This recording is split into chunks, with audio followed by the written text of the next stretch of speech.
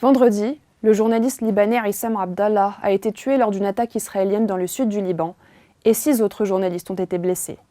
Tous étaient clairement identifiés comme des membres de la presse et se trouvaient dans un lieu bien connu et souvent utilisé par les journalistes. Le ministère libanais des Affaires étrangères a qualifié cette attaque d'assassinat délibéré et de violation de la liberté d'expression et du droit international. Alors comment un tel événement a pu se produire ? Le droit international humanitaire, également connu sous le nom de droit des conflits armés, comprend un ensemble de règles auxquelles les États doivent théoriquement se conformer en cas de guerre. Ces règles soulignent en principe l'importance de la distinction entre les combattants et les civils. À ce titre, l'article 79 du protocole additionnel 1 à la Convention de Genève précise que les journalistes bénéficient de tous les droits et protections accordés aux civils dans les conflits armés internationaux. Le fait de viser des journalistes constitue donc un crime de guerre. Il va sans dire que la protection des journalistes dans les conflits armés est essentielle pour préserver la liberté de la presse et garantir une couverture exacte des événements pendant ces conflits.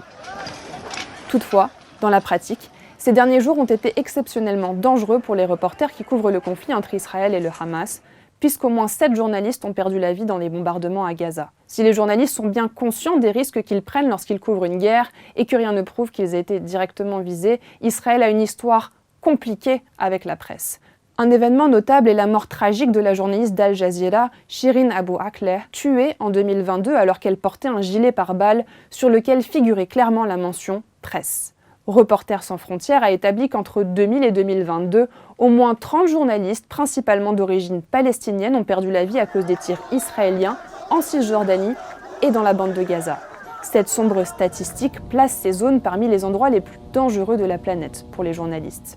Toutefois, d'autres régions sont également concernées. Selon un rapport de l'UNESCO publié en 2022 sur la sécurité des journalistes, en 2020 et 2021, 38% des assassinats de journalistes ont été enregistrés en Amérique latine et dans les Caraïbes et 32% en Asie et dans la région Pacifique. Au cours de cette période, 117 journalistes ont perdu la vie dans le monde.